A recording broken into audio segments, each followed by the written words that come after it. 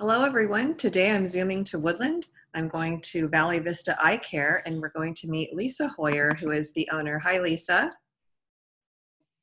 Let's check your audio one more time. Hi, Heidi. There Can you you hear are. me? I can. Thank you. Okay. So let's get started. We talked a little bit ago about 2020 was going to be a certain year for the optometrist. Can you tell me what happened? Well, all of us in the field thought that, boy, what better year to really make a splash for our profession. And we had tons of memes floating around and lots of neat eyeball jokes. And I had been saving them on my computer to filter them out over the course of the year. And tons of my friends were planning 2020 weddings and 2020 babies. And then, of course, in March, everything changed. And now everyone wants 2020 to just end. Yeah. So not a very good joke anymore. No. I Well, saw something that said you're going to go 2018, 2019. Oh, we don't talk about that one. 2021. And well, here's hoping for 2021. We're almost at 100 days in Yolo County of having been shut down, and then still some things shut down, but we are mostly reopened. Can you go through the span of what you've been through as a business from in those 100 days? Our office closed on March 16th on the advice of the American Optometric Association and the CDC. So since then, or I'm sorry, between then and when we reopened in mid-May, we were available for emergency type services. So if someone broke their only pair of glasses or got an eye infection or got a piece of metal in their eye, or I think I mentioned infection already. We were asked to do everything we could to keep people out of the emergency rooms and the urgent care centers so that the doctors there could focus on the expected surge in COVID patients. And also coming into our little office where with so few people would be a lower risk of contamination for the patients too. So we were asked to do that, and we were here. The doors were locked, and we had a little box outside so that the mail people and the delivery people could just put our stuff in those boxes, not enter the office. And we would just triage. If someone needed help, we'd figure out if I could do it over a telehealth visit, if we can just do it over a phone call. If they needed to come in, of course, we would do that and use masks and take all the necessary precautions. But it was interesting how on those days when I actually got to help somebody, how I'd have kind of like a disproportionate sense of joy for being useful, because so much of my other time was spent on Zoom meetings and trying to learn what to do about the pandemic. And I'm not cut out for sitting in front of Zoom meetings all day. So when I got to be helpful and make a patient have some peace of mind, I was almost deliriously happy at the opportunity to be useful to somebody. Now you're fully open now, is that correct? We are, but we still have a really limited schedule, and where the doors are locked, and we're controlling who and how many people are coming in at a time. We've asked patients to come alone instead of bringing a gaggle of people along. The exceptions, of course, being like a child with a parent or a caregiver, a person who needs a caregiver. But we're asking people to call from outside to let us know that they're there. And then when the prior person has left, we go out and escort them in, take their temperature, take their oxygen levels, and run through all the screening questions. And the rest of the appointment is pretty similar to what a patient would normally experience, but we've just spaced things out more, and then we've amped up our infection, our sanitation in between the patients and stuff. We're spraying with Lysol and wiping more things down in between patients, even the chairs. We wouldn't have wiped down chairs before, but we just want to be as careful as possible so people feel safe to come in when they need something. Yeah. I think many people viewed essential workers as somewhat lucky in the beginning because you could potentially have some income, but let's be plain. You've had an economic impact. Is that right? Oh, absolutely. So the bulk of my practice is taking care of routine eye exams. So people who need their annual visit for glasses or contacts. And so to go from seeing 100 or more patients a month to seeing 4 or 5 is a big deal. it's a really big deal. It's a huge hit. And then you've also had to modify your practice with about how much in investments to be safe.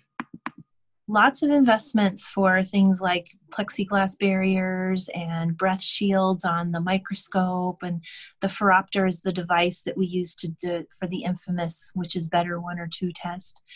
We've got breath shields everywhere, and then all the cleaning supplies are extra expensive right now because it's hard to get your hands on the various industrial grade cleaners that we would normally use. And so funny how, I think back to this time last year when we run out of alcohol wipes, we just order some more alcohol wipes. Now it's this whole ordeal to find a place that has them in stock, and they cost 3 times as much as they normally would. But it's been in the thousands that we've had to spend just on the adjustments and various things we changed to adopt all the safety protocols. How have your patients adjusted? Are they getting used to the new procedures and safety protocols? So I have to say, everybody's been really receptive and appreciative. Some people are just glad that they could finally go get their new glasses. We've only had a few people who are opposed to wearing a mask, and thankfully they did it. They expressed opinions about why they shouldn't, but nobody has refused, which is good. I've been worried about that.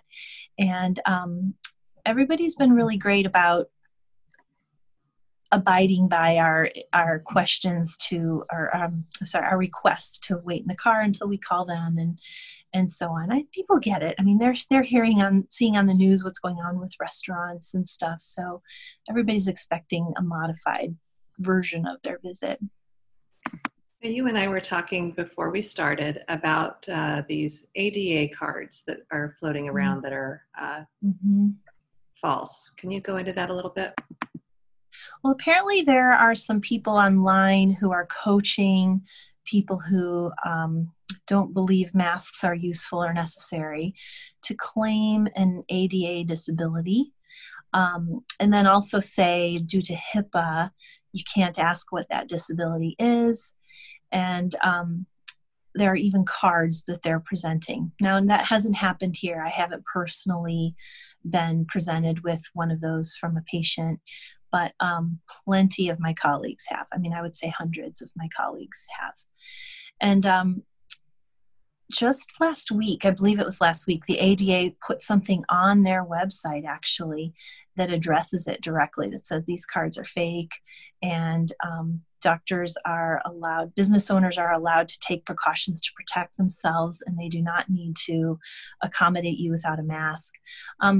We were advised, there's an attorney who I get advice from on a bunch of different things, and his advice was just do what you normally would if someone had a disability. Ask what kind of accommodation makes sense and figure out how to do that, because there are some people who legitimately do have breathing issues or anxiety issues, and you don't want to make that worse for them. But let's have a conversation. Maybe I'll see you at the end of the day and you wear a mask, we don't wear a mask and I just stay further away. Maybe I skip some elements of the exam, or maybe we just reschedule you in a few months when the mask mandate is no longer present. But we can have a reasonable conversation. There's no need to present a fraudulent card that threatens legal action and makes false claims.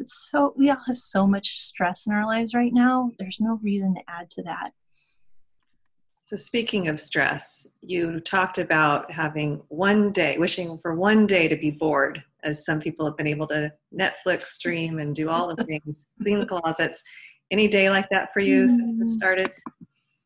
No, I've had some days where I just work in the yard and do gardening all day. I've had a couple of those. Gardening has been pretty therapeutic because you just get out there and you get your hands in the dirt, and then you also reap the rewards of seeing how it turns out. But no, I've been jealous of the people who talk about binge streaming series of Netflix for days and they're bored, and I would love to be bored. Or another, there seemed like there was a rash of people complaining about how, like, with their work at home setup, their chair at the dining room table is just so uncomfortable, and they're on the hunt for a more comfortable chair. And I think, oh, can I please just have that be my biggest problem for a day? I can go shop for a new chair. Yeah. So we talked about also some ocular impacts of the time we've been down. Can you go through what you're seeing in patients? Mm-hmm. So I've had a lot of questions about a couple specific things. One was the eyelid twitch. So there's something called myokinia that is benign and completely harmless, but it can be distracting and annoying. And that's where one of your lids just does kind of like this constant twitch that doesn't stop. It's distracting. It doesn't hurt, but it tends to show up when we're not sleeping enough, when we are having too much caffeine, and when we're stressed.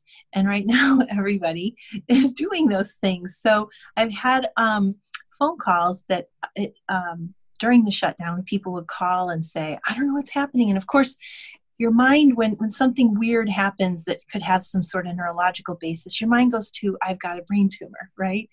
And so those calls were fun to field because you can make somebody feel better and say, nope, there's a name for it. You're not crazy. It's happening. This is what you can do. And actually, if you drink tonic water, there's something about the quinines in tonic water that help that muscle spasm. So I would just advise people on that.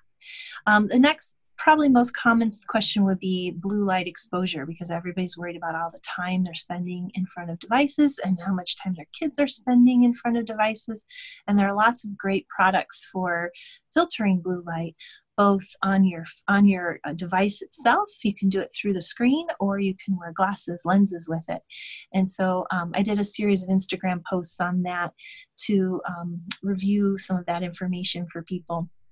And then beyond that, you can get something called conjunctivitis, which is the eye care term for a pink eye that's caused by coronavirus. And there have been cases reported where a conjunctivitis caused by the virus was one of the presenting symptoms. And it's interesting because the receptor that virus likes to attach to, it's called an ACE2 receptor. It exists in our eyes and our tear ducts too. So we can contract the virus through our eyes. Wow. So don't touch your eyes unless you've washed your hands. Mask everything. So you just mentioned your Instagram, and as we close out, I just wanted to ask you about your tag on Instagram, because I understand you've been putting good information for patients up there and videos. It's Valley Vista 2020.